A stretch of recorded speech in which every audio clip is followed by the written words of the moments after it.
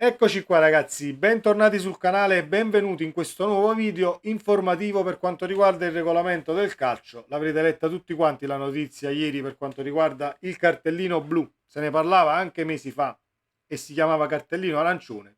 In qualche mese è cambiato il colore, ma il succo resta lo stesso. Vista la competenza che c'è sul canale e nella sezione commenti sotto tutti i video che carico, mi sembrava giusto condividere questa notizia con voi perché volevo appunto sapere la vostra opinione riguardo questa situazione. Bando alle ciance, andiamo direttamente a vedere perché e per come è stata fatta questa proposta, cosa andrà a tutelare a livello di falli, eccetera, eccetera, e vi dirò la mia poi per quanto riguarda le mie personali considerazioni. Aspetto le vostre. Per chi è nuovo, iscrivetevi al canale se vi piace questo video attivando la campanella delle notifiche e un bel like che non guasta mai. Andiamo a vedere cosa comporta o comporterebbe questo cartellino blu.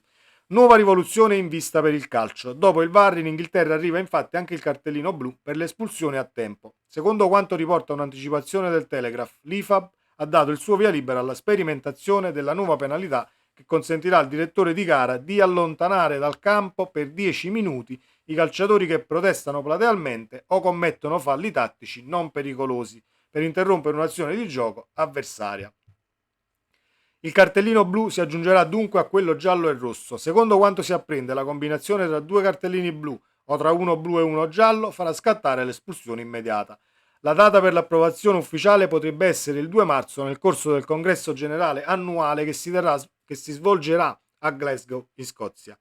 Le aree di intervento che abbiamo esaminato sono soprattutto quelle relative alle proteste, ma abbiamo parlato anche di altri ambiti, come i falli tattici, ha spiegato Mark Bullingham, amministratore delegato dell'FA inglese. La frustrazione dei tifosi che guardano le partite quando vedono rovinato un contropiede promettente e la questione se un cartellino giallo sia sufficiente ci ha portato a considerare che anche questo aspetto dovrebbe essere incluso nel protocollo, ha aggiunto cercando di delineare meglio i casi in cui il cartellino blu verrà utilizzato.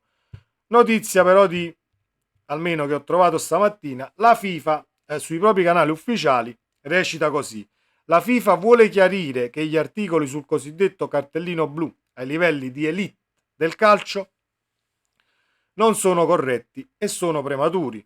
Come ogni sperimentazione, se fosse implementata, dovrebbe essere limitato il test ai livelli più bassi, posizione che la FIFA intende ribadire quando sarà discusso dall'IFAB il prossimo 2 marzo. Quindi si dovrebbe partire da, under 17, forse le primavere.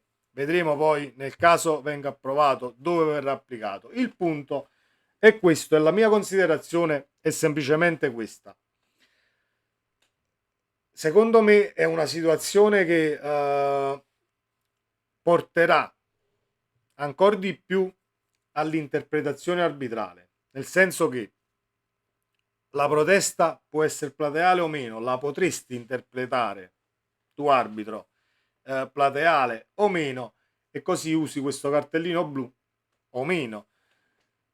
Secondo me si creerà solamente tanta confusione mettendo un altro cartellino a gioco. Io dico solo la mia e penso che l'ammonizione per le situazioni che sono state elencate, ovvero proteste plateali e falli tattici per spezzare l'azione, per me basta il cartellino giallo, solo che deve essere usato in maniera congrua e sempre, non con diversi pesi e diverse misure anche tra diversi campionati. Non sto parlando tra diverse partite o squadre di Serie A, parlo della gestione diversa dei cartellini e del regolamento, talvolta mettendo campionati a confronto.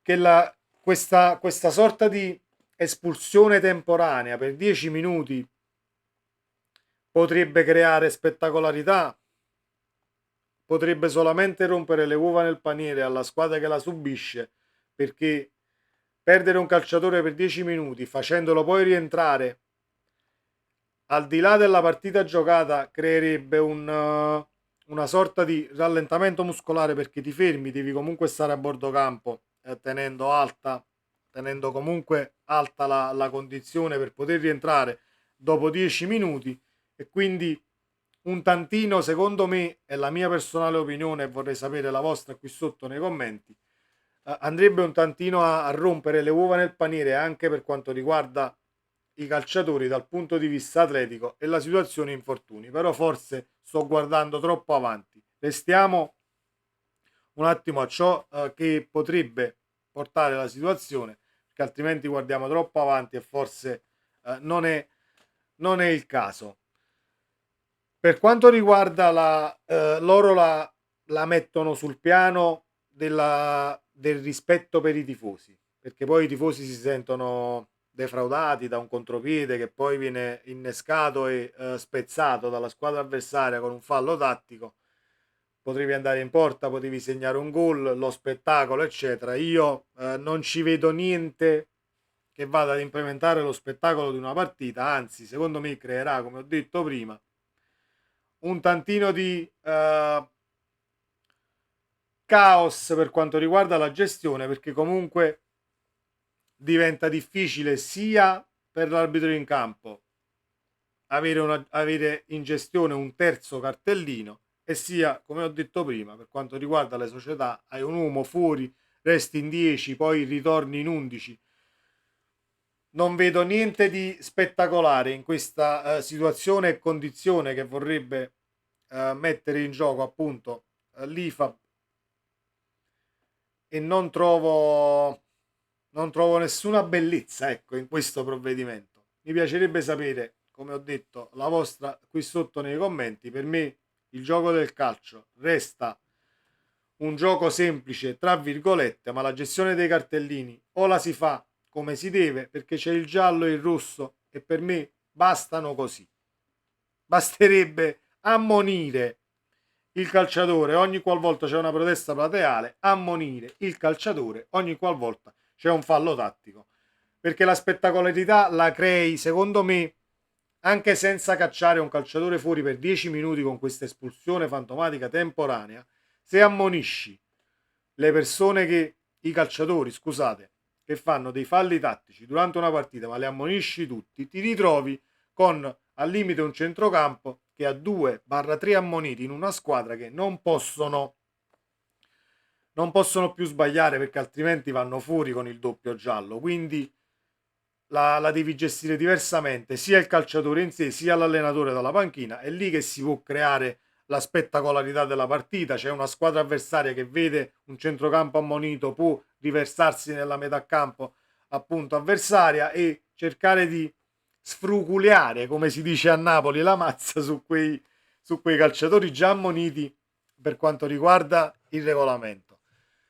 Molto, secondo me, molto superficiale la situazione. Vedremo poi se nel caso dovesse passare la legge e verrà applicata alle serie minori. Vedrò poi come verrà gestita la situazione e se si implementa appunto questa correttezza nei confronti del pubblico, come la chiamano loro. Per me al momento è superfluo dire lo facciamo per i tifosi, ci siamo messi nei panni dei tifosi, perché poi vengono spezzate le partite, i contropiedi. Io vorrei sapere a chi vengono queste idee e vengono presentate per implementare un regolamento che già da quando è intervenuto il VAR, è stato messo il VAR a livello ufficiale, già si è creato un tantino di panico per quanto riguarda la gestione tra un campionato e l'altro, nelle stesse partite di un campionato. Ne vedremo delle belle. Fatemi sapere la vostra qui sotto nei commenti, ragazzi. Sempre Forza Napoli. Ciao.